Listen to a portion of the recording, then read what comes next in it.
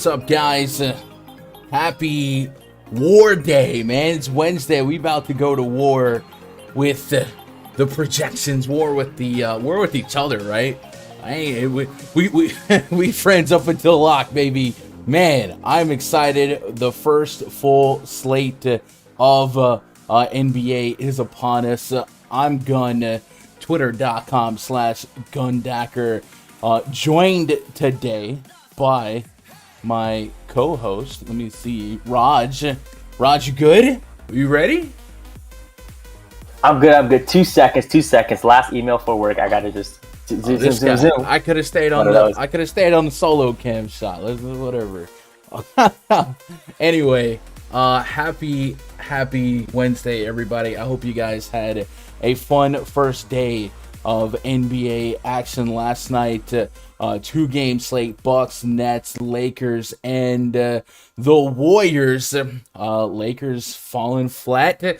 Not surprising to a lot of people. Obviously, we saw them struggle with their floor spacing and battling with the Warriors, who did not struggle with their floor spacing, but they still chucked quite a few threes. LeBron did his thing. AD did his thing. Unfortunately, Russell Westbrook did not, and he was the storyline of night one for the Lakers. A lot of overreaction, but, that's the nature of the beast, especially on the LeBron team. I swear, every time LeBron loses, there's just chaos ensuing on Twitter. But tonight, we have 11 games, and I'm going to try and navigate through the slate expeditiously because the schedule is tight for me today. We got this stream.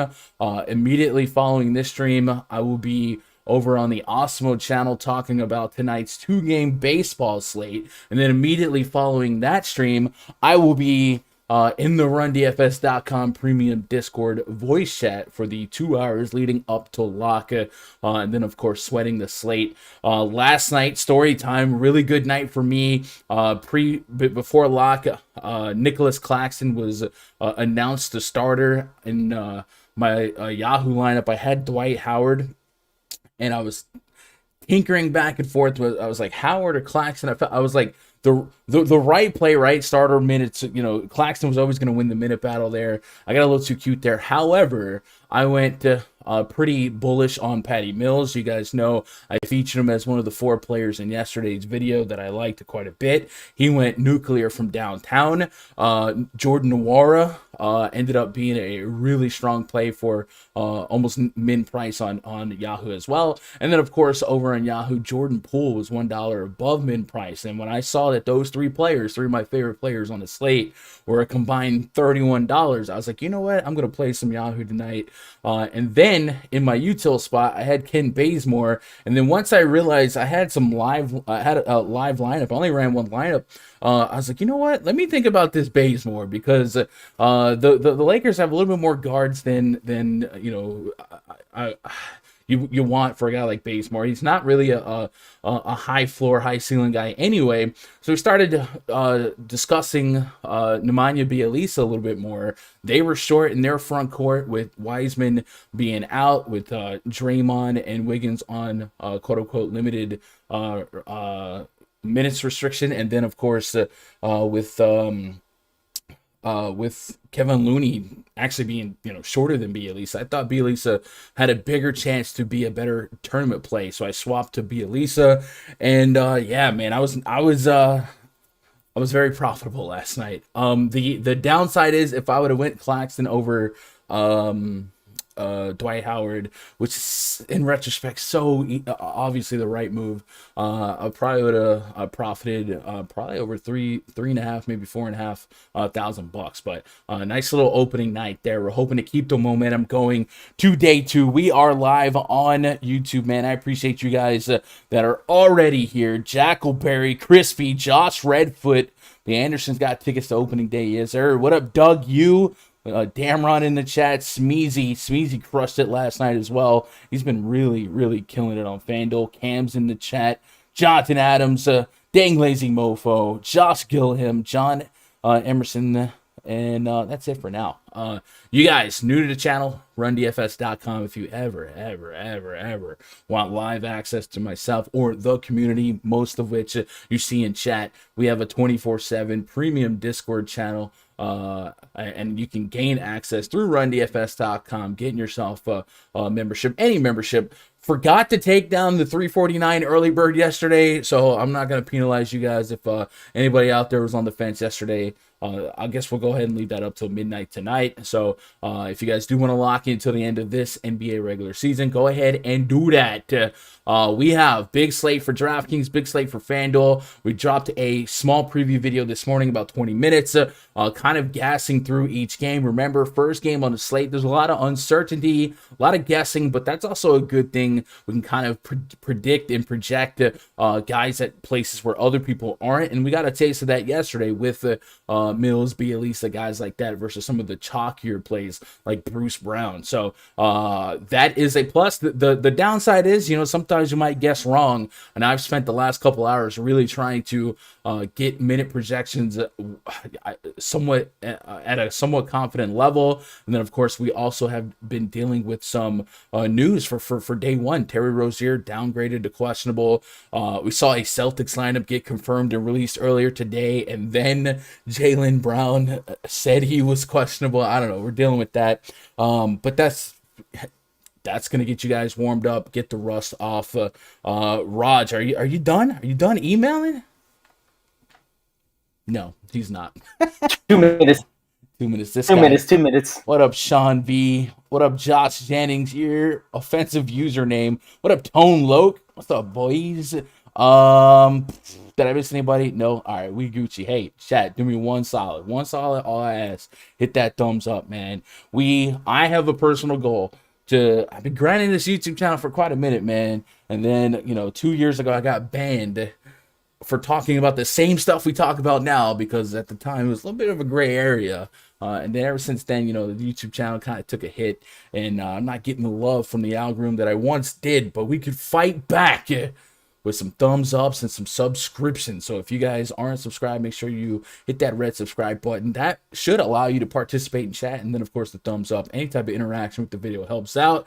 And then even if you don't like listening to me ramble on those preview videos, man, drop by, hit that like, maybe drop a comment. I'm telling you, the video engagement helps me a lot more than you guys might think. So if you ain't the type to open up that wallet and subscribe to like Run DFS, you can still help me a lot by engaging with these videos and showing me some love. We will be using the RunDFS.com NBA VIP spreadsheet to peruse the 11-game slate today. If you guys see some breaking news, be sure to spam it in the chat. Let me know, and I will react accordingly. It's a little much to kind of keep my head on a swivel here, and sometimes we miss something live. But yeah, lots of games on the docket tonight, so we will try to discuss it at length, and I'm going to try to get us out of here by within an hour and 10 minutes because of the other obligations, right? Bruce Brown did hurt, but I'll tell you what, if you guys were part of the pre-locked RunDFS.com VIP Discord, there was 2 stands that I was willing to go against, and I explained it somewhat in depth in the pre-lock, and I was talking about, if you look at the highest projected owned players on this slate, who were the guys that I was most likely to feel good about going the other direction. And the 2 names that stood out were Bruce Brown and Grayson Allen.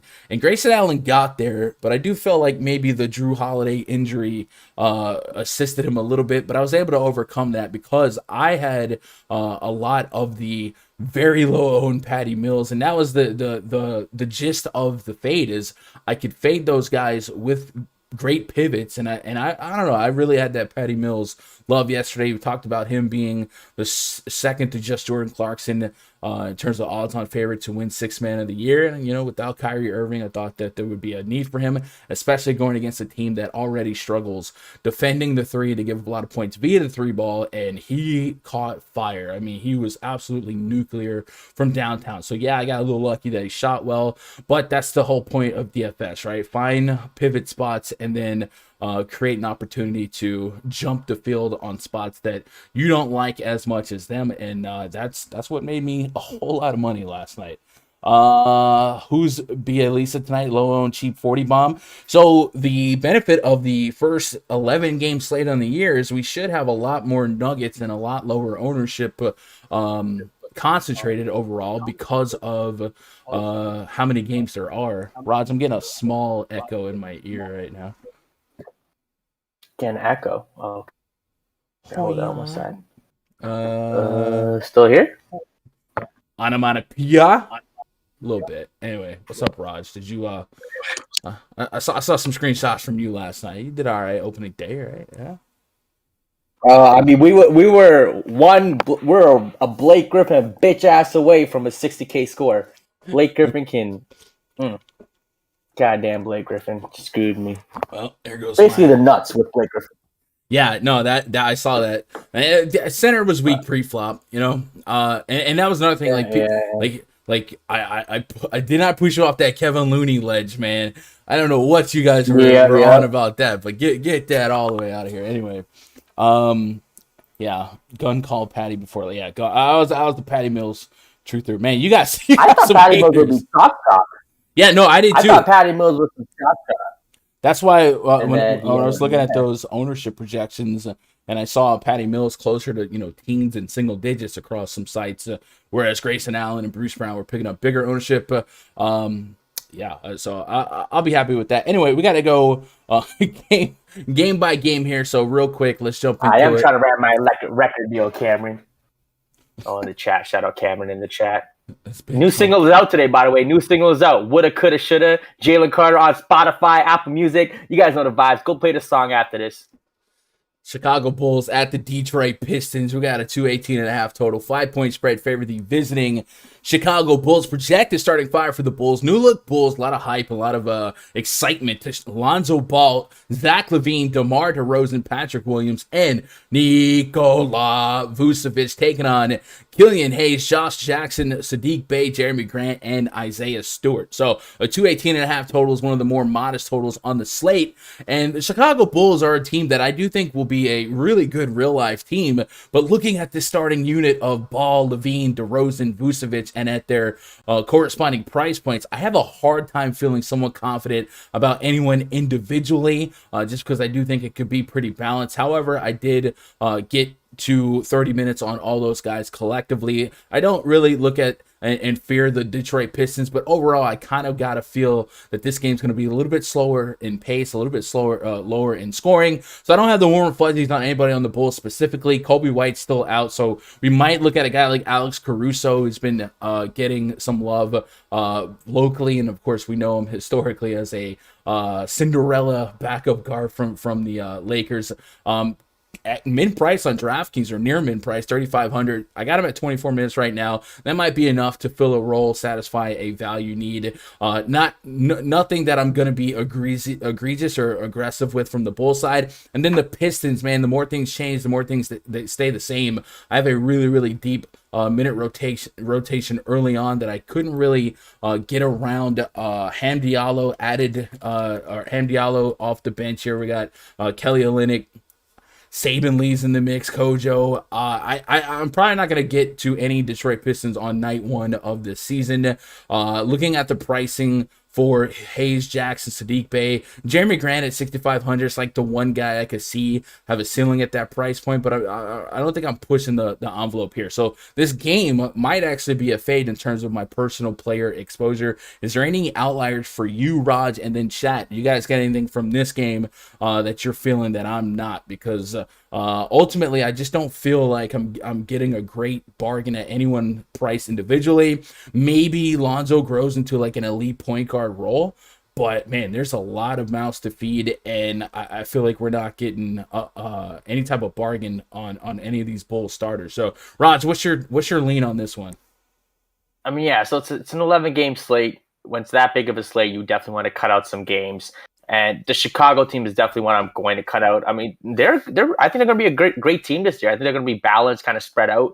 So guys like Lonzo, LaVine, DeRozan, and Vooch, they all just kind of limit each other's upside. I guess DeRozan at 7-1, there's definitely some room there. Which is fine if you really want to get there. Again, not a core play. Probably, I only probably get to any Bulls in 150 lineups just because of how deep that starting lineup really is. On the Detroit side, Jeremy Grant is the guy that I'm looking at, 6,500. No Kate Cunningham. Jeremy Grant is the best player on this team right now. He's possible. He has the ability to chuck 20 shots a game. Some games he seems out of it, just doesn't. But first game of the season, 6,500. The man here, I think there's some upside there. So give him some Jeremy Grant. Detroit kind of as a tier 2 guy, so not a 40%er, but maybe 20% of him, maybe 30. That's the only guy I'm really looking on Detroit here. Yeah, I will probably full fade Grant at that price point, but I'm not going to fight you on it. What up, Earth to Air? Josh Gillum says that precious. Okay, the Raptor. We'll talk about that one in game. Jackleberry, I'd rather take a fly on Caruso over Patrick Williams for better for value. Yeah, off the bench, a little bit more responsibility. Definitely somewhat game script proof, and I like his role as the leader of the second unit. 3,500. It's not going to take much for him to get to 20. I do think there's going to be some inefficient pricing more so today than ever, where we can lean on those 8, 9Xs from, the 3K, 4K players. So guys that I might have a softer ceiling on, and maybe Caruso kind of fits that bill for me. I won't be as bullish, but I could see a role for Caruso going into, slate to slate. So we have a little bit more condensed slate and a little bit more efficient pricing. So today I may not be as excited to play Caruso, but I do think there's going to be opportunity this season for me to latch on to the Bald Mamba the White Mamba train. All right, next game on the docket, Indiana Pacers at the Charlotte Hornets. Got a 2-2-2 and another 1-2 as our total 1-point spread to favor the visiting Indiana Pacers. I feel like we might see that move a little bit. Project starting five for the Pacers: Malcolm Brogdon, Jeremy Lamb, Justin Holiday, Domantas Sabonis, and Miles Timmy Turner. Again, these are all projected starting lineups. I've seen a couple of Pacers starting lineups that looked a little bit different. I even saw one that featured Chris Duarte, so keep an eye on that. Charlotte Hornets projected starting lineup: LaMelo Ball, Terry Rozier, Gordon Hayward, PJ, great choice in women, Washington, and Mason Plumlee. I'm assuming it's Plumlee here. You could see Bridges in that starting lineup as well. I've seen a couple of places list Bridges over Washington, so something to watch out for. But the big news here was that Terry Rozier was downgraded to questionable during the day. Historically, I kind of prepare myself for the midday downgrades to be closer to out than in. And if we do get Terry Rozier out, it's a good time to let you guys, or to remind you guys, that Devontae Graham is not on this team anymore, and this could be a huge opportunity for LaMelo Ball to just take over. Also not on the team, a backup point guard, Malik Monk. Saw him play a little bit last night. They do have guys like Ish Smith, but I would presume that it would be a massive bump in potential for LaMelo Ball, who arguably was already somewhat underpriced with the potential absence or with the absence of Graham as is. But now you might take out Terry Rozier. LaMelo Ball, somebody I could get behind at $8.5K today, and we're getting him at 7,600 on FanDuel, 7,700 on DraftKings. I already got him over 40 fantasy points, and that was before compensating for the potential out of Rozier. If we got more definitive news on Terry Rozier being out, I would definitely be interested in LaMelo Ball at a somewhat high clip. I do have some respect for the Pacers defensively, but LaMelo Ball does just enough of everything that I'm fine with getting behind that. I'm going to go use the NBA Wowie tool over at Add More Funds. If you guys have not seen it, I think it's I'll put the link in chat here. Add More Funds is the usage checker that I'm going to be using this season. If you guys want to add it to your repertoire, there's a link in chat. We're going to go to last season. We're going to check out the Charlotte Hornets here. I'm going to put just LaMelo Ball on the court. I'm going to take off Devontae Graham and Terry Rozier. I'm going to leave on Malik Monk because when I test ran this earlier, it didn't leave me with a lot of minutes of sample size to feel great about. So just know that these numbers will feature Monk, also will feature like Cody Zeller. So there's a lot of moving pieces here, but the gist of it is that LaMelo Ball usage will be pushing towards that magical number of, near 28 to 30%. I got a 26.2% usage rate. Again, you take off Monk there. And then another guy that might benefit, a lot of eyes are going to go straight to LaMelo Ball, but Gordon Hayward, he sustained a 29% usage rate in this scenario last year, just 110 minutes, so don't want to get too crazy with it, but 1.1 DraftKings points per minute, almost similar on FanDuel as well. And then those numbers actually rose quite a bit when I took off Malik Monk as well, and we saw Gordon Hayward spike to nearly, I think it was like a 1.4 ppm. Obviously, that's probably going to be unsustainable. 1.3 DraftKings point per minute with a 34% usage rate. Just 43 minutes. Not going to overreact, but I guess the spirit of that sentence is that people are going to be running to LaMelo Ball if Rozier's out, but Gordon Hayward could be just as good of a play at his price point. So I'm kind of digging those two to lean on a little bit. The Pacers did struggle with rebounding last season. Just a 20% offensive rebound rate, 75% defensive rebound rate. A guy like Mason Plumlee, 6K, you don't know that you love the upside there, but I also didn't put him at an aggressive minute projection. I got him at 22 right now. You guys know Plumlee is always going to be a point per minute type of guy, and we saw him go bananas when given the opportunity last year in Detroit. If we can get that 22-minute projection up a little bit more, 25, 28, definitely could be a guy at 6K that could hit 35, 40 as one of the more unsung heroes on a slate in a huge rebounding opportunity. Raj, any leans here? I also feel like the Pacers were have been one of the more stackable teams for me, but that was at a time when the pricing didn't start this tough. Domantas Sabonis, 9,700 on Fanduel, 9,800 on DK. One of my favorite fantasy players historically, but that's because he was always like 8,500 or less, and he was just like such a free square. Today, you really need that 50 plus. What are you doing with this game, with or without Terry Rozier? All right, so LaMelo Ball. I mean, LaMelo Ball with Terry Rozier was a tier 1 guy for me. A guy I'm probably going to have 40% and higher. Without Terry Rozier, I mean, I'm just going to go all in here, talking 60, 70%. Guy's a machine. You give him 30 plus minutes, he's going to be a triple double threat every single night. With no Rozier, no Devontae Graham from last year, no Malik Monk. I mean, it's going to be his show. I know Gordon Hayward is back, so he's the guy that can essentially, he's a triple double threat too. He's the guy that gets you points, get you rebounds, and get you some assists too. So relax with it. Stop. I'm saying Gordon Hayward, when healthy, puts up buckets, gets you rebounds. We see last year. He can get peripherals, but triple double threat, it's a little bit aggressive. But the hot takes are firing off pretty quickly. Give me LaMelo Ball, tier 1 of my highest owned guys today. Just lock him in. Don't get cute. Give me some Gordon Hayward. The center thing with PJ Washington Plumlee. I mean, I think you got 2 centers today in Embiid and Jokic that we'll get to that are probably going to be the 2 highest scorers of the slate, with both those guys missing their starting point guards, right? So it's a hard position to get to when you have those 2 studs there in front of pay down. So I'm probably not going to get to PJ Washington at 6,900 and Plumlee at 6K. Like if Plumlee was 4,500, that's cool. So if you get you a 30, 35, that's cool. But at 6K, that's what you need.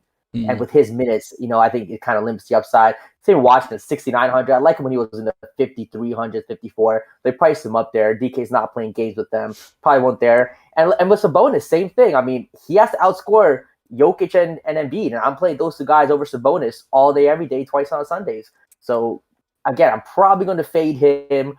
Brogdon's going to play at 7,500. Intriguing. Is the upside is price? Sure, but I probably still don't get to him. I mean, I think that's Indiana side. I mean, TJ Warren is still out. You got Justin Holiday with a Q tag. He's questionable. I mean, some of these Q tags come in and they get out. There definitely is some usage there to go around. Like if Holiday and Jeremy Lamb both don't play, there's definitely some usage there. So both get ruled out. Taking a shot on a Brogdon, I don't hate. But if they get ruled in. Brogdon's the guy that kind of stands out to me the most price-wise. Like, even TJ McConnell starting around 6K on both sites. Like, yeah, he's going to have those slates where he steals his way to a massive game, but, it's not really a soft landing at 6K. All right, if you got news right now, Terry Rozier was out, 20 lineups, how much LaMelo Ball on DK, 7,700? LaMelo Ball, DK, again, I'm going 60, 70%. I probably want to double the field on LaMelo and double the field on Gordon Hayward, I think. Yeah, I think some overlap. I haven't really I don't like to look at ownership projections much until I've kind of like gone game by game. It's kind of like my thing. But like I feel like LaMelo Ball would definitely pick up more steam than Gordon Hayward. So Hayward could be the same spot. We were at the right place, but we got the wrong guy type of play. So I'm with you on having both.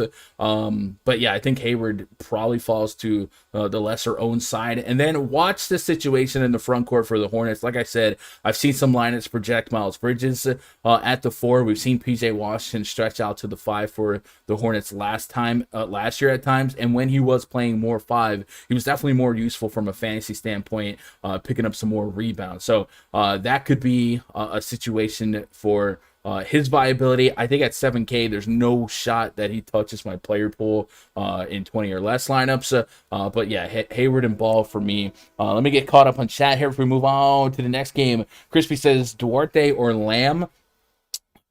So let me look at the Lamb injury news and notes as the Duarte train rolls in the background for Indiana. All right.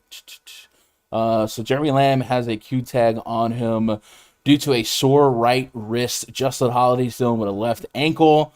So I would assume that, if they did play, that you could speculate they're not 100%. So I'd probably prepare myself for Duarte if that was one of the if I needed to be in that spot, I do think there's going to be a little bit more strong floor value opening up throughout the day. But at 3,300 on DraftKings, Duarte doesn't have to do a whole lot. And if we can feed him some more minutes here, especially with a Holiday, who's somebody that I got representing almost 30 minutes right now, I definitely would be interested in him at that price point. 3,300 is borderline free. So, but quick answer for that would be Duarte for me.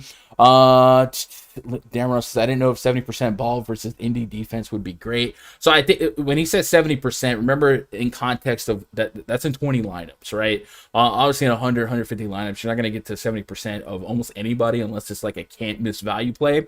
But in 20 lineups, I tend to take strong stands and try to have 4 or 5 guys as a core to be 50 to 70%. So I don't disagree with that stance. But yeah, the Pacers do have on paper a tougher defense. But like I said, LaMelo is one of those do-it-all type of players. And the Pacers did struggle with rebounds, if nothing else. So a guy like LaMelo doesn't have to get you a ton of real points. And if Rozier was out, you'd have to compensate for that 20 real points per game. Also those Devontae Graham points and whatever Malik Monk contributed as well. So there's a world where LaMelo Ball does just fine despite an on paper tougher perceived defense, right? What up, Quinn? What up, Young C? Duarte projected for almost 8x. Yeah, right now my saw projection on Duarte, yeah, is almost in line with that. I got him at 22 fantasy points right now, and he's one of those guys I will be eyeing. I got a couple of rookies, a couple of new trade guys that I've asterisked down because the minute projections are a chore in the first week of NBA, trying to gauge what coaches are going to do with their rotations as they try to gauge what they're going to do with their rotations. Moving on to the next game, Boston Celtics at the New York Knicks. Project starting 5 for the Celtics: Marcus Smart, Jaylen Brown, Jason Tatum, Grant Williams, and the Time Lord Robert Williams taking on Kemba Walker, Evan Fournier, RJ Barrett, Julius Randle, and resting Mitchell Robinson. Got 216.5 total. 1.5 point spread in favor of the home team Knicks here. A little bit of revenge game for Kemba and Fournier. The Celtics did release a confirmed lineup this morning. Like I said, it was followed by Jaylen Brown saying that he considered himself questionable. Remember, Jaylen Brown could be a guy that may not be fully stretched out conditioning-wise, battling with the big Rona, missing some time. So even if he did play, he might be limited and it might not get stretched out a ton minute-wise. Some of the more interesting players, if he was limited or out, obviously would be Jason Tatum. But at 10K on Fanduel, 9,400 on DK, he's in a spot where he would absolutely need that 50 plus, and going against a Knicks team that ran at one of the lowest paces in the league last year and an underrated defense. I don't really think I'll be looking at this game a ton for fantasy ceiling upside, and I didn't think I'm getting a great deal on Tatum here. So not much stuck out to me about the Celtics with or without potential Jaylen Brown. I guess you can make a case for Marcus Smart as potential do-it-all kind of guy. He could stuff the stat sheet as well. And then Dennis Schroeder off the bench, almost 6K on either side. If you pushed him to 27, 28 minutes coming off the bench with the, leading the second unit, it's not a bad second unit. Some easy pick and roll potential, I guess, maybe with the pick and roll of Schroeder and Enes Kanter, right? But off the bench, I might lean on him quite a bit in the future. I don't know that this is a spot that I subscribe to him a lot. And then on the Knicks side, Julius Randle, he's under 9K on both sides. So I'm not going to say he's a poor man's Domantas Sabonis, but if you think about it, he's one of those guys that plays a ton of minutes. He might lead the league in minutes per game this year, and I do think we get a little bit of a softer landing at his price point, 8,600 on FanDuel, 8,800 on DraftKings. I got him at 36 minutes right now. I think that's the highest I've put on anybody in the last 2 days, so he would be somebody I'm at least interested in, but like I said, overall, this game projects a little bit slow pace, low scoring, and a little bit more defensive than not. What are you thinking on this one, Raj? I'm here. On this one, it's another one. If Jaylen Brown was ruled out, I was going to go all in on, Tatum, a little bit of Marcus Smart. With him playing in the prices that the way they're priced, it's just a spot that I don't think I'm really going to attack against the Knicks. Robert Williams at 5,100 is a little intriguing. I think there's some upside there. But again, that giving up a center spot for him, you're giving up a couple big boys, so you really have to kind of figure out your risk reward there. Other than that, and the Knicks are just a team I'm going to stay away from. I think this year, just a team with a lot of bodies. Rose at 6,900. I disagree with that, just because we know the Knicks will have a lot of minutes for their starters. But I think Julius Randle will be slate my favorite option. Yeah, but I understand the pushback today specifically. By the way, Raj just got a super chat, $1.99 from Damron. Says Raj mini PP. We can I don't need a defense here. I don't need. We have a conversation with his wife or girlfriend. We can figure something out. They call me Chocolate Thunder out here. This guy. Anyway. All right, let's move on to the next game, man. We got to go expeditiously. Wizards at the Raptors. Raj's Raptors. Project starting 5 for the Wizards. Spencer. Spencer Dinwiddie, Bradley Beal, Contavious Caldwell Pope, Kyle Kuzma, role player Kuzma, Daniel Gafford taking on Goran Dragic, Fred VanVleet, OG Anunoby, Scotty Barnes, one of the higher projected owned players on the slate, and Ken Burch, again, to be determined officially on some of these starting lineups. We got a 223 total, a 2.5 point spread in favor of the home team, Toronto Raptors. A little bit of a new look situation for the Wizards in the post-Westbrook era, with Spencer Dinwiddie coming back to potential fantasy relevance, just 4,900 on DraftKings versus 6,500 on Fanduel. So he's one of the more drastic differences between sites in terms of pricing. Stood out to me. I think he's going to garner a lot of ownership at that price point with that responsibility on DraftKings. And then, of course, Kyle Kuzma making his Wizards debut. He's just 4,700 on Fanduel, 51 on DK. And then on the Raptors side, in the post-Kyle Lowry era, and then also Pascal Siakam being out, Fred VanVleet, 7,500, $1,300 difference between his DK price and his Fanduel price. We're getting some potential, I don't say value, because it's still, over 7K. It's not a freebie, but you're getting some ceiling that could overperform for the price point in some of these guys. So I do like VanVleet off the top. I put him at 37 minutes to maybe correct what I said about Randall. 37 minutes is easily the highest minute projection I got on anybody here. Scotty Barnes, another guy that has a big discrepancy in price point from Fanduel to DK. He's 3,400 on DraftKings. One of the highest projected owned players today. How much are you going to have in your biased rose-colored classes? I'm actually not going to have a lot of Scotty Barnes. This guy. He's just not. I'm telling you, he has amazing potential. It's kind of like Siakam in his first year, just kind of a raw athlete. It's not a guy who's going to kind of give you much of anything. Not the best shooter yet.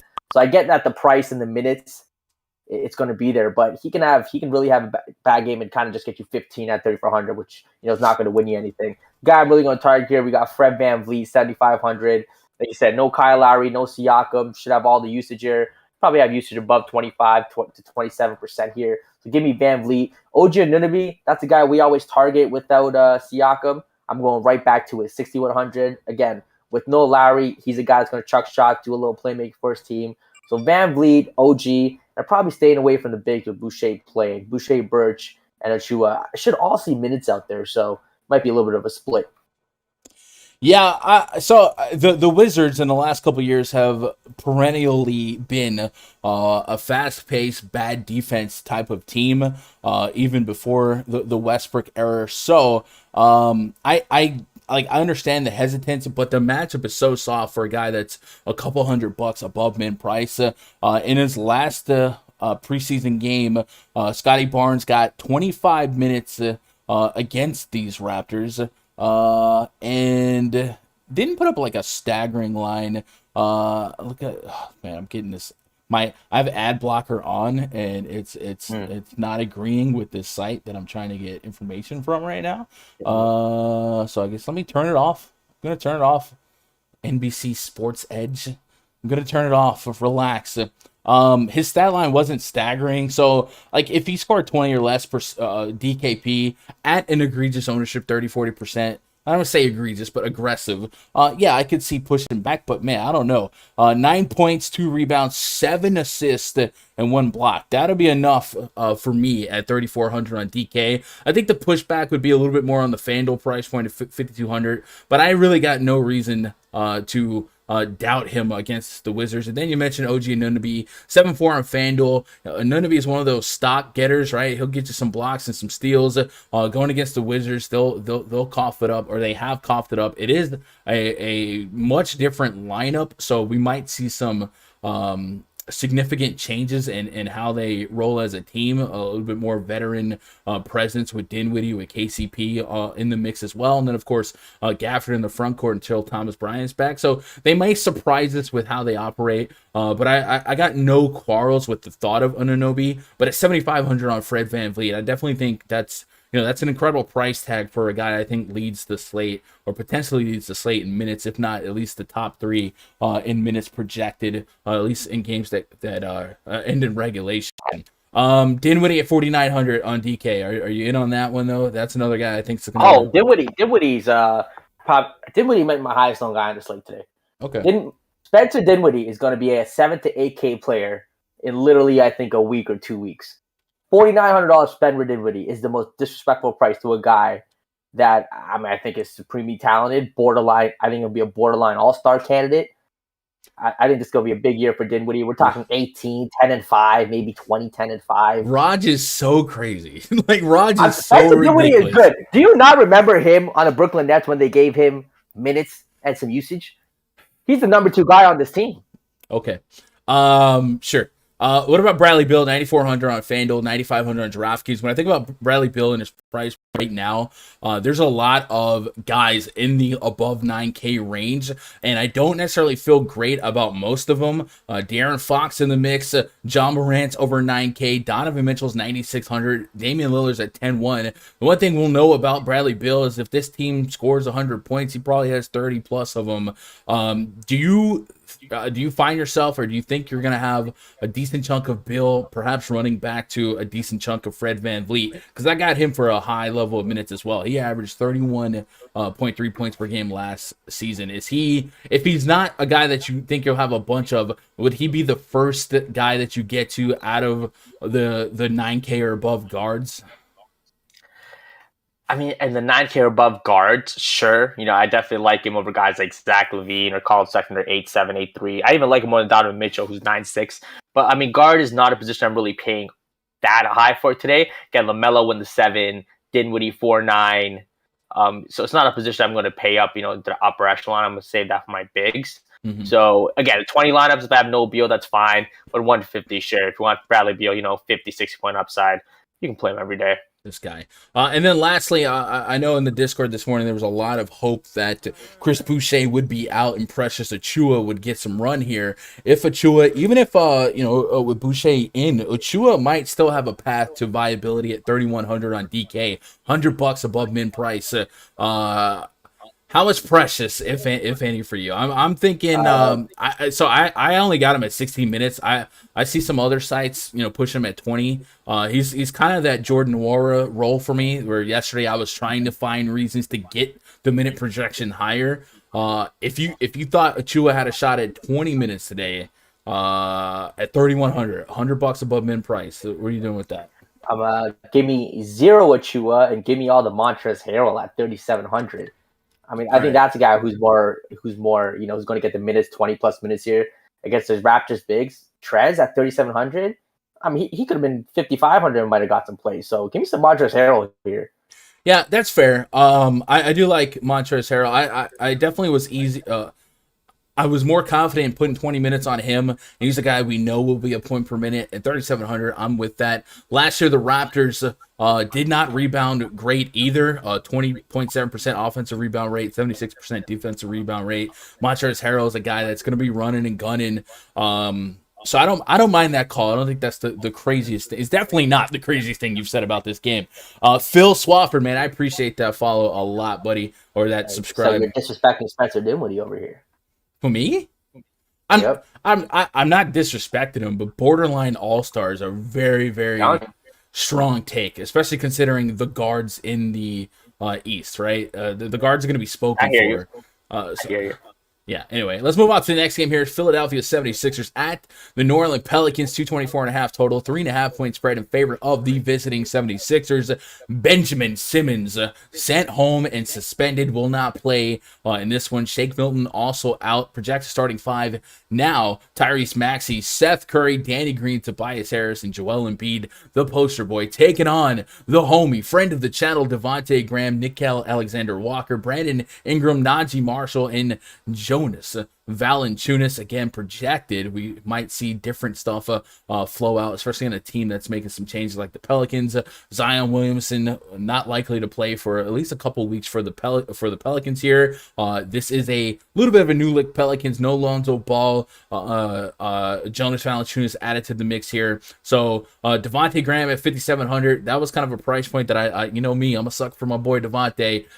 Brandon Ingram, we've seen him shine in years past without Zion, without Lonzo Ball. He might be an unsung guy that gets the south side of the seesaw versus some of the Gordon Hayward and maybe even the LaMelo Ball ownership at that price range. But the elephant in the room here is, man, Tyrese Maxey, 4K on DraftKings, 4,600 on Fanduel. I got him at 32 minutes. It's hard not to like this spot. You don't project this Pelicans to be a team any good on defense, and this Sixers, and with Tyrese Maxey here, kind of maybe not playing for a job, but playing to make a statement. This team's, they're done with Ben Simmons. The players are done with Ben Simmons. You could see Maxey wanting to make a case for him to lead Philadelphia this season. So I definitely think he's underpriced. I do think he's going to be one of the more sought-after players on the slate. And then Joel Embiid, man. We don't have to do it, but we'll do it. Let's go open up that NBA Wowie from AMF. We'll pull up the Philadelphia 76ers, and let's do a little bit of a usage and fantasy projection check on the 76ers. Let's take off Ben Simmons first of all, and then we're just going to put Joel Embiid on. Not going to do much else with this query. Obviously, there's some other moving variables here, but the biggest case for me is going to be the impact it has on Embiid. This is easily his team now, and he is leading all fantasy players in my raw fantasy point projections in my projections tab in the NBA VIP spreadsheet. I think I just accidentally clicked. There we go. Yeah, I got him at 56 DraftKings points right now. That's 5 points above anyone else that I have on the slate right now. So I got him leading the slate in fantasy points with as much value as there is to start the season. A lot of inefficient pricing. I think I'm gonna be bullish on him at 10.6K on DraftKings, and I even got him over 60 fantasy points on FanDuel. So I like the thought of Maxey and Embiid maybe anchoring my cash game formats, and then going back to that query here with Embiid on and Ben Simmons off. Embiid has had a 43% usage rate last year without Ben Simmons. That actually seems crazy. 22% assist rate, almost a 2 fantasy point per minute, 1.8 on DK, 1.8 on FanDuel. I did peek at some ownership projections on a couple different sources, and he was not as high owned as I thought he would be. So I hope that trend stays because I have a hankering for Joel Embiid to really put up a big fat number tonight. And then on the Pelican side, I mentioned J-Val, Ingram, Devontae Graham. I think those would be the more viable fantasy options for the Pelicans. I'm not running to jam any of those options in. I don't think I'm getting a ton of value at 7,400 on J-Val. They did just give him an extension, scratching some noggins on those numbers. But Ingram at 7,700 might be a guy that you correlate in some lineups with Maxey and Embiid. And then Devontae Graham on the south side is 6K. I'm hoping he can turn some heads here, but I still have a pretty saturated minute rotation that I haven't been able to carve down. So I'm not going to go crazy with the Pelicans, but I think I am going to go crazy with Maxey and Embiid. What say you? And do you think maybe Tobias Harris, when you put him in the 7 to 8K range with the Haywards, with the Ingrams, does he get slept on? Because in that query, Tobias Harris averaged over a fantasy point per minute, 1.1 on both DK and FanDuel as well. What are you doing with that spot? So, first of all, Maxey's definitely, I think, just auto play off 4K. I think he's probably the best value play of the day, 4K and under. Maxey's a clear-cut choice here. So give me all the Maxey, especially against the Pelicans. Joel Embiid, one of those two bigs. No Ben Simmons. He should feast here. It's the Pelicans against J-Val. It's just a spot. You play Joel Embiid. How much? I'll probably have the same amount of Jokic and Embiid. I think Really? they're really equipped. Okay. Yeah, I'm not really leaning one toward the other. They're both, top two centers in the league. So give me Embiid at probably, maybe 40, 35%. Give me probably 60% Maxi has the best value on the slate. I think Tobias Harris does get a little overlooked. I think I'm probably leading Gordon Hayward over. It's close. I think they're very kind of similar in their spots here. Just the amount of points they can score. So I'll probably lean a little bit more Gordon Hayward. But again, if you want to play some Tobias Harris, don't hate it. But definitely not a core piece by any means. On the New Orleans side, is Brandon Ingram another tier 1 guy? I think I'm going to have a really strong core of 6 guys here. I just want to lock in. That usually doesn't turn out well, but with no Zion Williams, Brandon Ingram, 7,700. I'm with it. Tier 1 is way too strong, in my opinion. I'd probably start him as a tier 3 just because logistically you're not making any sense. You can't have all these tier 1 7 AK guys, right? And I definitely think when you 1v1 him versus some other guys in that price range, there's a little bit more volatility in his. Give me a 1v1 at his price range at his position. I mean, I'm taking him all day, every day. Over Hayward? No. Oh yeah, Ingram. If Zion Williams got ruled out 20 minutes for a lock, we all jumped to Ingram just because we know he's been out. No, I don't think that's. I don't know. Brandon Ingram DKP by game log. Oh man, my computer's going a little bit slow here. Ingram DKP by game log without Zion Williamson. Last 10 games. I feel like he's not been as strong as you're trying to paint him out to be, especially at this price point, right? 40, 30, 30. So he's got 1 game, 1, 2, 3, 4 games over 50, but in his last 7, only 1 game over 43. So he's really not been as aces as you're kind of implying that he's been. Need a 50. And in several of these games, we're talking 40 plus minutes, and that's not happening on opening night. So I would say pump the brakes a little bit on what your expectations are for Brandon Ingram. Now, it is still a range of outcome because this is a whole different team. No Lonzo and no Zion, but 77, I don't feel like we're getting a smash deal at his price point. So there's no shot that I would tier 1 him. No way. Okay, and a guy like Josh Hart, just a guy who can get you that 40-point upside game at his price 5,400 with no Zion. Should see some extended minutes here. Give me some Josh Hart. I don't really play a lot of Devontae Graham, 5,700. Bit of a streaky shooter. When he's on, he's on. When he's off, he can just kill your lineup. At 5,700, there's other guy. I mean, I like Dinwiddie just straight up over him, and he's cheaper too, so I'll take that. Maxey over him. He's point guard over 2. Yeah, I'll probably have no Devontae Graham just because of that position getting locked up by LaMelo, Maxey, and Dinwiddie. Yeah, I mean, I would say that that thought process is fair, but I would also counterpoint that Devontae Graham is he's underrated in terms of his potential to rack up assists. He averaged over 5 assists a game, and that was sharing the floor with LaMelo, with Terry Rozier, with Gordon Hayward at times. So don't sleep on him if he turns into a 7-8 assists per game kind of guy.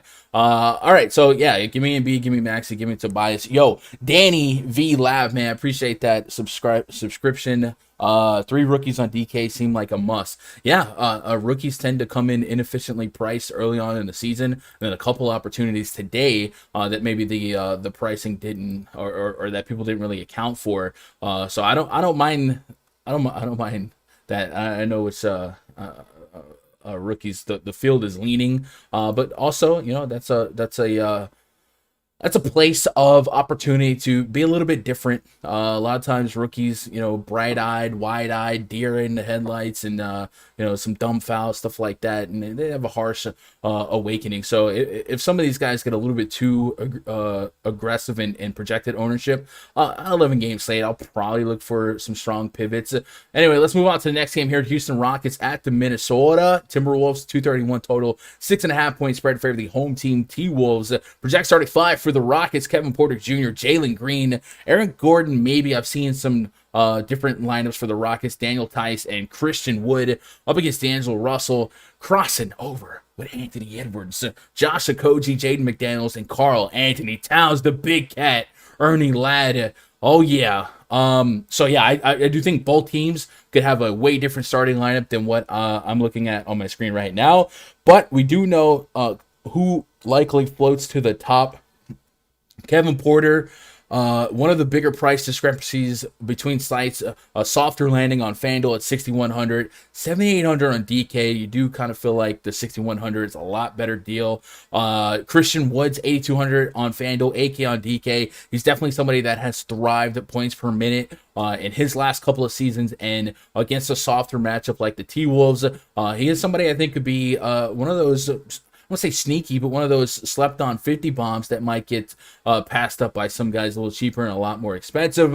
And then Jalen Green, 4,200 on DK. One of the guys that's projected for pretty strong value on the slate. I do think that the Rockets and Timberwolves have a lot of similarities in terms of how unpredictable their rotation might be this early, and also how many people could be part of that rotation. But like I said, I do think KPJ and Wood would be the easy 1 and 2 in terms of confidence of fantasy usage. And then on the T-Wolf side, Karl-Anthony Towns, 9,700 on DK. I got him soft projected for over 50 fantasy points on both sites. Now, there's going to be some rotations and definitely the starting rotation that would make me feel better or worse about his floor. Obviously, if D. Russ, Anthony Edwards, or even Malik Beasley were on the court, Cat's not a guarantee to be as efficient, but I do think he's somebody that maybe gets missed on. I would say Embiid is the clear guy that I'm trying to get to, but Cat versus this Rockets front court is definitely a spot where I wouldn't be stunned if I look back later tonight and see 50, 60 fantasy points. But at this price point on both FanDuel and DK, that's essentially what you need. I don't feel like we're getting much wiggle room on D. Russ's price point, Anthony Edwards' price point. Maybe there's a little bit of a softer landing on Malik Beasley, but not something I'm feeling overly confident about. Raj, what are your leans from this one? Anyone that you feel like you might be? I think Jalen Green's the biggest talking point on DK at 4,200. I mean, yeah. So Jalen Green here again should have all the opportunity here to take as many shots as he wants. But I think Kevin Porter Jr. is still going to lead this team in shots and usage. So I think Kevin Porter Jr. at 7,800 is interesting. He's definitely priced up, and you kind of need that 40 plus 50 in tournaments. But he clearly has an upside. We saw that from last year. Jalen Green, point guard, shooting guard eligibility here. Should play all the minutes in the world. If you get you 30 at 4,200, you'll take that all day, every day. So give me some of him.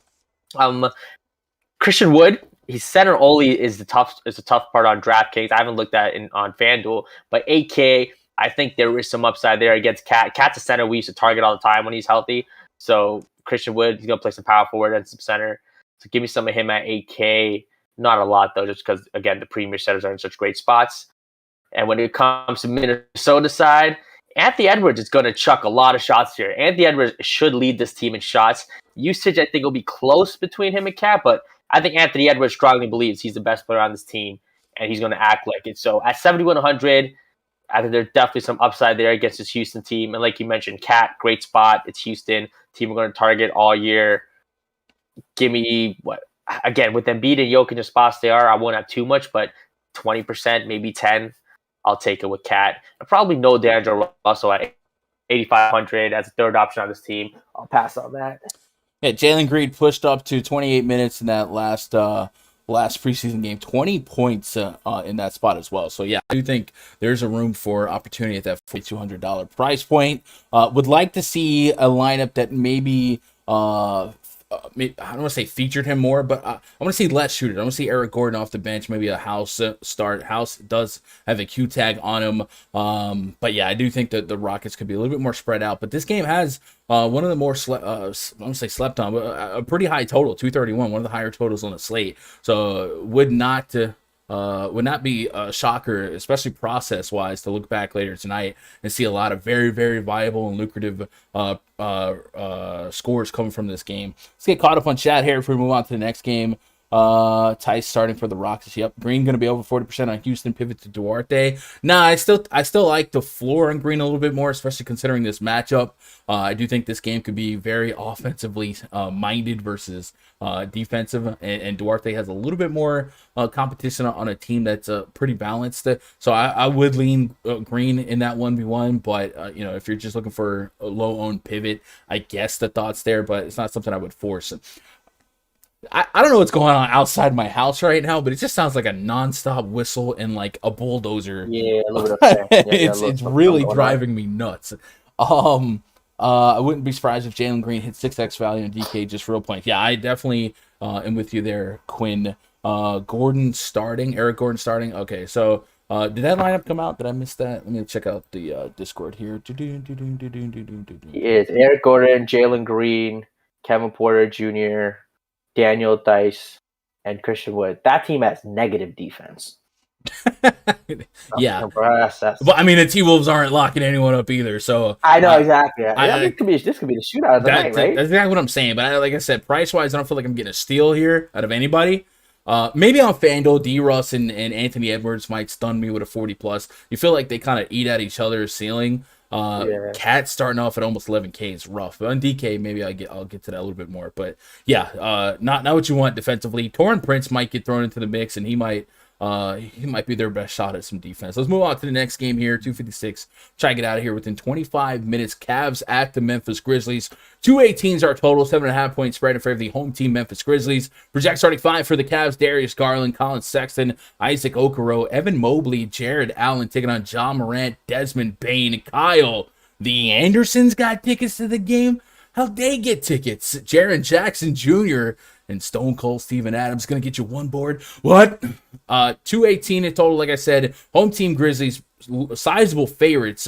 So a modest total and a pretty lopsided spread. However, no Dylan Brooks in the mix for the Grizzlies here. I would be intrigued in John Morant on FanDuel, $8,200. I'm looking for 40+ fantasy points. I got him right now at a soft 48. The issue with the Grizzlies for me in the last couple seasons has been trying to feel confident in projected minutes because we've seen them be a bunch of 28 minuters and only a couple guys get over 30. But the absence of Dylan Brooks would give me a little bit of hope in putting a solid floor of 30+ minutes on John Morant. So at 9,100, I'm looking for that 50. But on FanDuel 8,200. I like that price point. Also, made a note earlier, no Dylan Brooks. Brooks is the guy that does represent, a decent amount of real points per game. And then Jonas Valanciunas not on the team. Steven Adams not as run and gun offensively as J-Val was. So potential for more John Morant upside. And maybe we'll see him,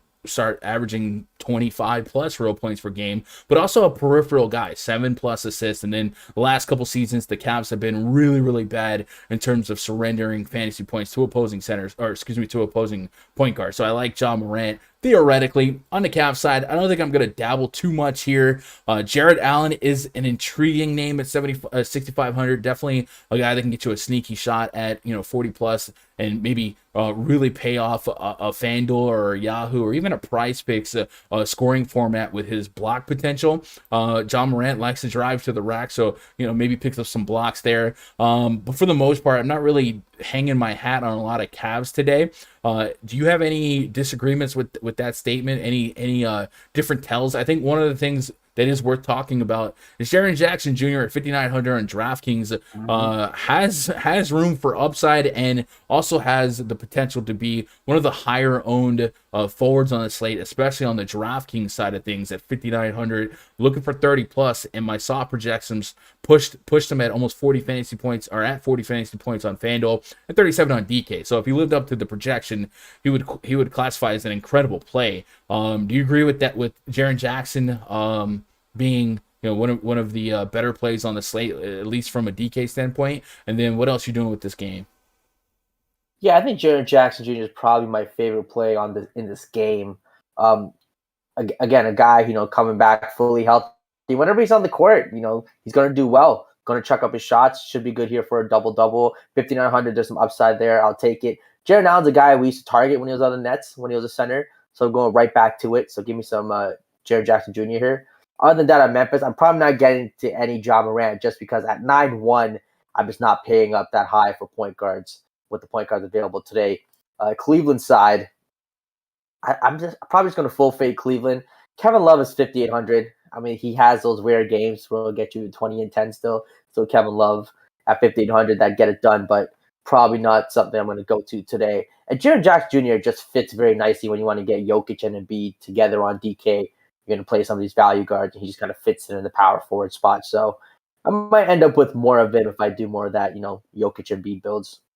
Yeah.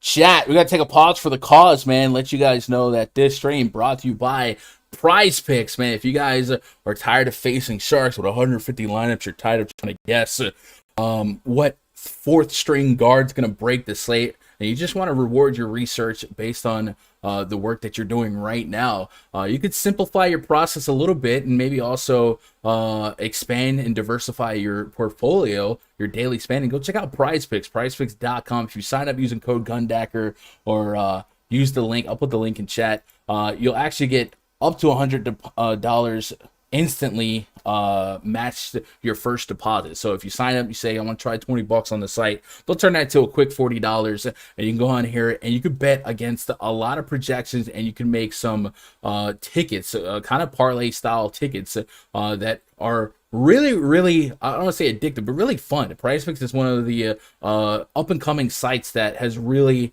taken off with some steam. A lot of sites show up, they offer something different, and they just don't really take off. We don't see a lot of people interested, but every day I'm seeing people in the Discord, my Discord, a couple other Discords I'm in, and they're chopping up some of these projections. So for instance, today, if you look at the PrizePicks board, they have the option to bet single stat props for players on the slate, such as points, rebounds, assists, three-pointers made, and free throws made. And then also you can bet on fantasy scores, and their NBA fantasy scoring mirrors that of Fanduel. So if you maybe like a guy's spot today, but you don't like a guy's price on Fanduel or DK, but you still want a little action on him doing well, go to prizepicks.com, diversify a little bit, and you can bet player props for not just NBA. They have everything: NFL, college, golf, baseball tonight as well, the CSGO, esports. I mean, they do it all. So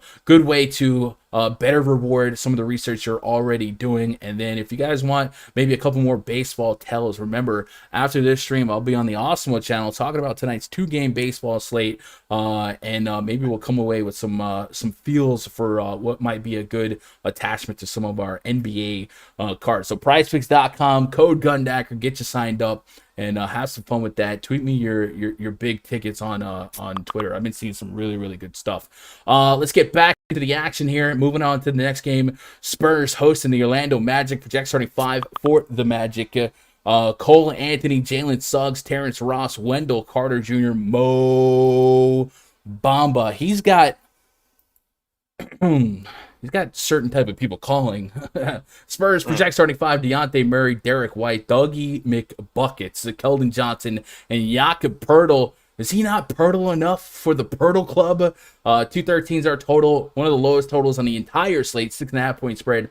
Favored the home team San Antonio Spurs, so it's pretty easy to kind of be lazy with the analysis here and feel like slow pace, slow total, maybe stay away here. But a couple of opportunities price-wise, right? Jalen Suggs, if he did play, he's 4K on DK. A lot of hype coming off of him, especially after his Cinderella end of college career. Wendell Carter Jr. has been a guy that we've seen be a point per minute. He's got kind of a soft landing price-wise. You want to talk about pivots, right? Wendell Carter Jr., his ownership, his projection versus that of Jaren Jackson Jr. Jaren Jackson Jr. has been a guy that we've seen get in foul trouble. He's also in one of the more lopsided spreads here. Maybe Wendell Carter Jr. is that DK pivot to a guy like Jaren Jackson Jr. And then Mo Bamba looking really strong in preseason. A lot of blocks coming his way. 5,300 on Fanduel, where blocks are worth a little bit more, 3 points per block. You might be looking at him. And then on the Spurs side, sub 7K Dejounte Murray, and then Jakob Poeltl, 5K on DraftKings. I like that too, because he's also a point per minute type of guy.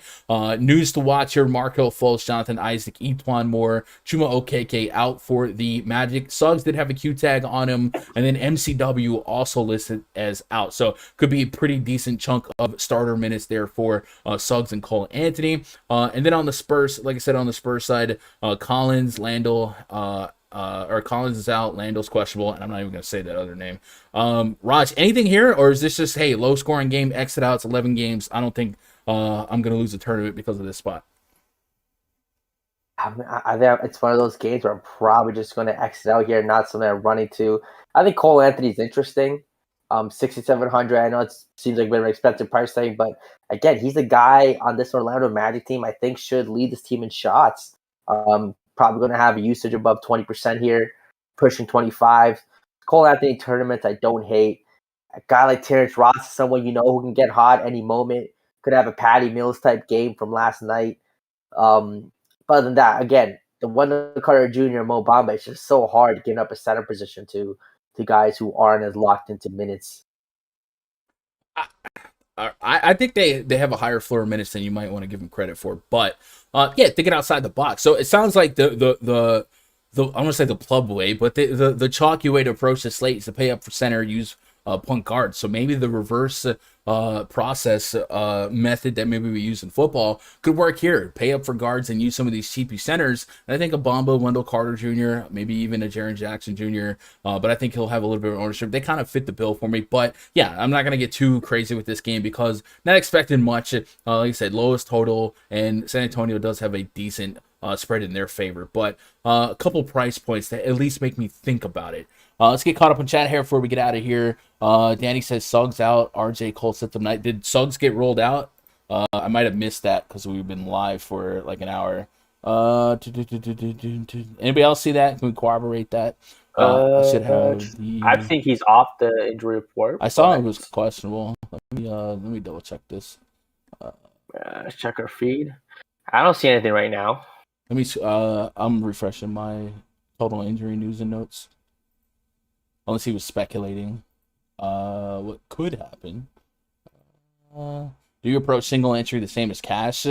Yeah, for the most part, maybe a 2v2 different versus the cash lineup. Cash lineups in NBA are so tough because the ownership is so high. You'll have a lineup of 50-60% owned guys. So I really don't even I don't really dabble in cash as much. I feel like a lot of times the cash lineup and double ups could not be that far off from the cash line in some of the bigger tournaments. So, but just historically, yeah, the thought process is pretty much the same. You want to gravitate yourself towards higher floor players if it's a field of less than a couple of thousand, and then get yourself different in one or two bigger spots. And maybe 2v2 yourself from what might be a pretty optimal cash lineup and find yourself a couple of pivots. So yeah, I think the thought process is pretty much the same. Looking at Orlando, Jalen Suggs, I've got Stomach Bug says he's feeling better, expects to play in the regular season opener. So I did not see him get rolled out here, but we'll keep an eye on that there, Danny. Cole only 5K Fanduel might be interesting. Definitely could pay that off. Fanduel did introduce yesterday. We saw it, multi-position eligibility. Maybe his 30 fantasy points could play a role. $1,700 discrepancy between his Fanduel price and the DK price. So yeah, if he gets to 30 plus, definitely could be something that hits. But there are some really fun names in the 7-8K range, at least in the point guard spot, if not just point guard and shooting guard. We talked about LaMelo Ball earlier, and a couple of guys like Fred VanVleet, John Morant, I thought had a soft price point at 8,200 for what could be a higher minute game than usual without Dillon Brooks and then without Jonas Valanciunas as well. So yeah, I do think Cole Anthony is viable points per dollar, but I also don't know that his ceiling is going to make him a must play. Let's move on to the next game here. Utah Jazz hosting Oklahoma City Thunder. We got a projected starting five for the Thunder: SGA, Lou Dort, Josh Giddey. People are getting giddy to play Josh, Darius Baisley, and Isaiah Roby. That was the dumbest. I'm never going to do that one again. Sorry, chat. Some of the new guys are trying to get them bits. That one's not going to work. Mike Conley, Donovan Mitchell, Bojan Bogdanovic, Royce O'Neal, and Rudy Gobert. 220.5 total. The Utah Jazz, biggest favorites on the slate. 13-point favorites. The pricing on the Utah Jazz, specifically that of Donovan Mitchell, felt pretty strong for this lopsided of a spread and this healthy of a Jazz team. So I'm pretty confident saying I'm going to be out on Donovan Mitchell, and for the most part out on this entire game. Maybe I'm looking at Rudy Gobert's a soft double-double, but there's some guy like I'd rather play Christian Wood probably if I'm chasing ceiling at that point, at that price point. So I don't think I get to this game much. SGA I saw with a little bit higher than I like to see ownership to really dabble on him. And then Josh Giddey I guess has a path to success at 3,800, but Raj, 11-game slate. I can't play everybody. This might be an X candidate for me. Is there anything that you have to have here? I want to X it out. But Dort is just looking at me like he's about to drop a 50 bomb. Stop it. I'm telling you, Stop. we've seen it. We've seen it. Help.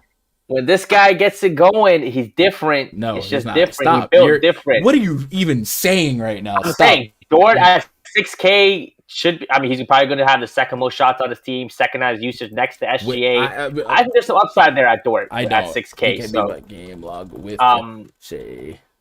Keep talking while I prove you wrong. Yeah, so Dort's there. Usually, like a guy like Baisley, but against Rudy Gobert, I'm gonna just stay away from that situation. Again, Dort, it's not like a core play. I'm not right to play him, but there's definitely some upside there. And with 150, I would definitely have some Dort. I would not. I would not even sniff Lou Dort. Like, what are you? Well, saying? I'm trying to win tournaments here, so you're Dort, not about to win those tournaments. Last 10 games of Lou Dort with SGA, mind you, he's exceeded 30 fantasy points once. You're smoking crack. He was on crack at 6K again. Thank you. We only smoke weed out here in Canada, not crack. Well, so. you're literally. You're tripping balls, bro. That's not happening. Maybe if there was no SGA, you could get behind that, but that's actually an asinine take, and I will not stand for that. Let's move on to the next game here.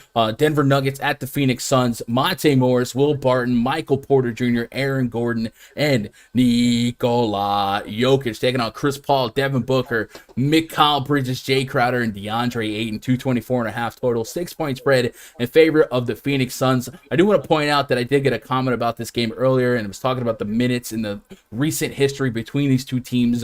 So if you guys were thinking the same way, I did a little bit digging in that. The comment was DeAndre Ayton's minutes in this spot have been pretty high from a per game standpoint, and the answer is because the last 4 games were playoff games, and then the previous 2 games saw double overtime and single overtime. So if you are game log chasing the history between these two teams, at least the recent history, there is some overtime and there's some playoff minutes involved. So taper your expectations. Another spot where I didn't feel like I was getting a great deal at anyone individually priced. Ayton, I guess, does have some room for 40 plus, but really just haven't seen it. I've seen the Suns be a little bit more balanced as a team. Chris Paul, Devin Booker, DeAndre Ayton. So I'm not running to that spot. If this game did continue the trend of hitting overtime, sure, whatever. But I probably won't be there. On the Nuggets side, Jokic. You said you like Jokic. You even talked about maybe having more Jokic than Embiid just to be a little bit different. I got him as the second highest raw point scorer on the slate behind the aforementioned Joel Embiid. Excuse me.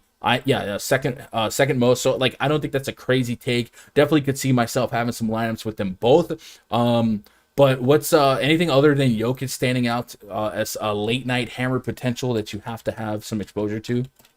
Yes, I'll have a lot of Jokic, but I mean, I think a guy like Will Barton's always intriguing. No Jamal Murray, he's going to do some of the playmaking here.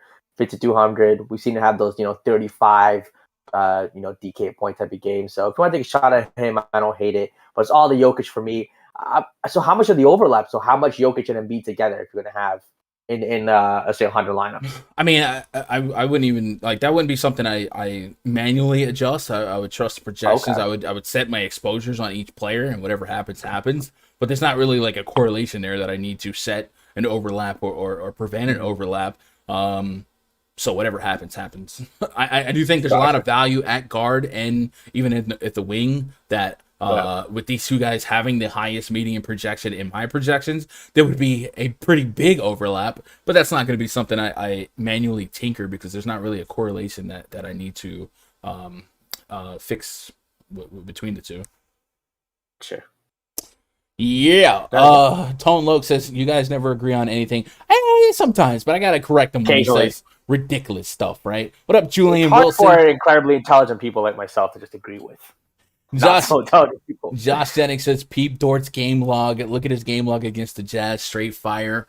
Okay, but look at his game log with SGA. Put some context here, right? Without SGA, sure, he was taking over in a spot where they didn't have anybody and they were playing bum minutes and him and Pokusevsky and Moses Brown. You know what I'm saying? It was a different situation. So taper your expectations. Still appreciate the fact that it's going into Utah, one of the toughest places in the league to play.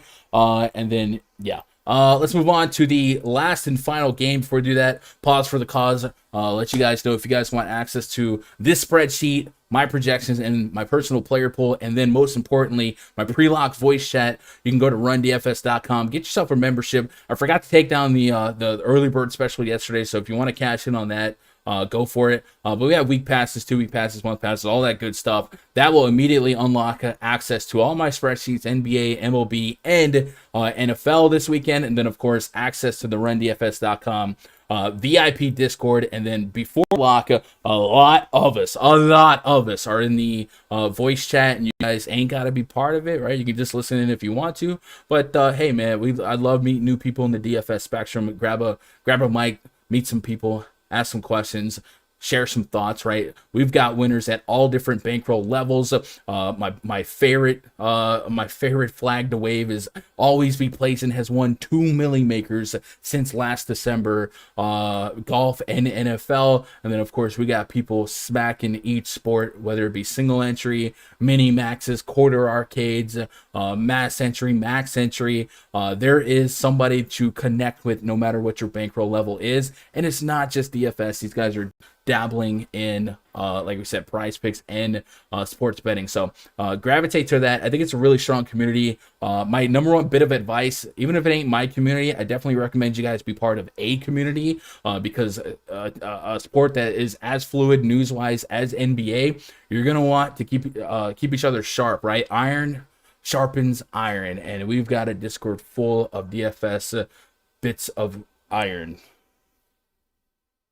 That's weird. That's weird. That's weird. Anyway, rundfs.com. Main event tonight. Last game. Sacramento Kings at the Portland Trail Blazers. Project starting 5 for the Kings. De'Aaron Fox, Tyrese Halliburton, Harrison Barnes. Mo, how could you be so heartless? And Rashawn Holmes taking on Damian Lillard, CJ McCollum, Norman Powell, Robert Covington, and Yusef Nurkic. A 234.5 total. And a 7-point spread favor the home team Portland Trailblazers. Last year, Sacramento Kings offered one of the worst defenses in all of basketball, and these two teams like to shoot out and have some high-scoring games.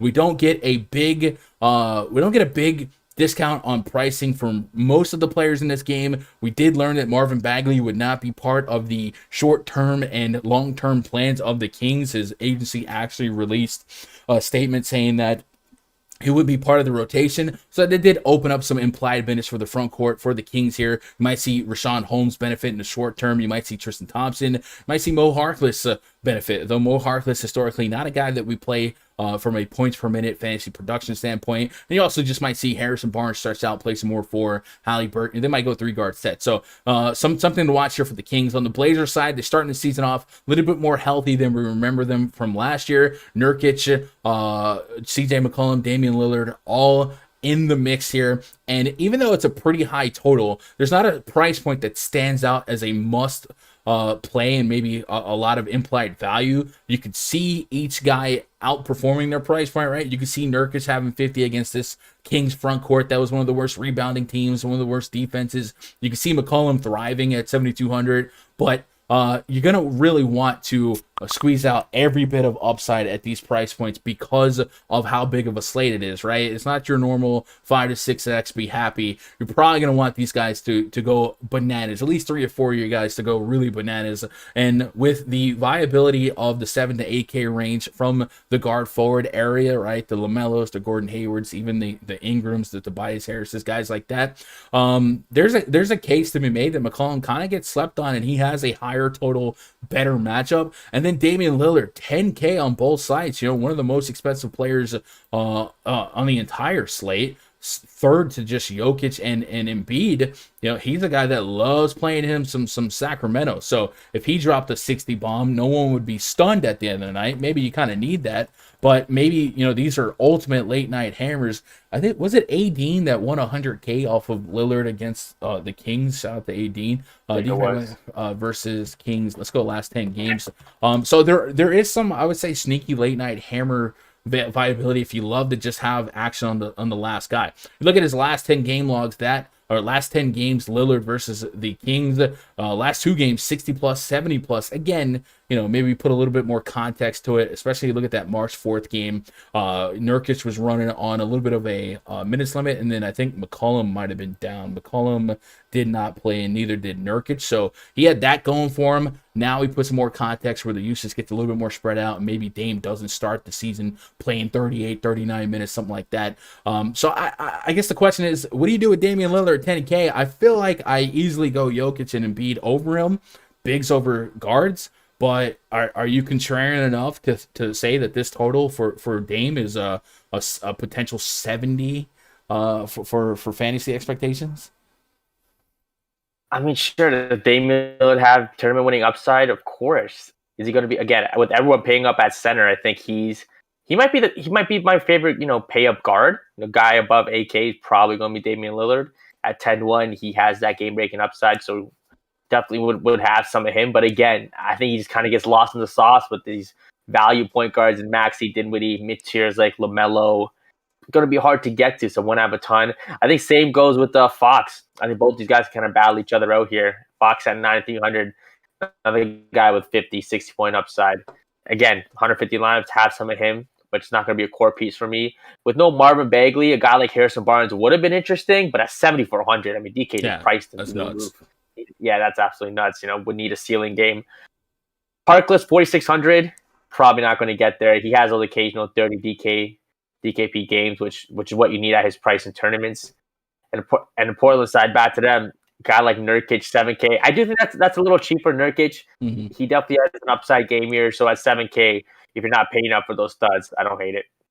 Yeah. Anyway, chat, that's got to be it, man. I gotta close the book here. In about 8 minutes, I'll be on the Osmo channel talking about tonight's MLB slate. So if you guys want to get some MLB action as well, there's 2 games to talk about. My boy Terry and I will discuss it. I will be back tomorrow on this channel, 3 p.m. Eastern, 2 p.m. Central, talking about tomorrow's Thursday slate. And then, of course, twitter.com/Gundecker. If you have any more running questions throughout the day, that's the spot to hit me up.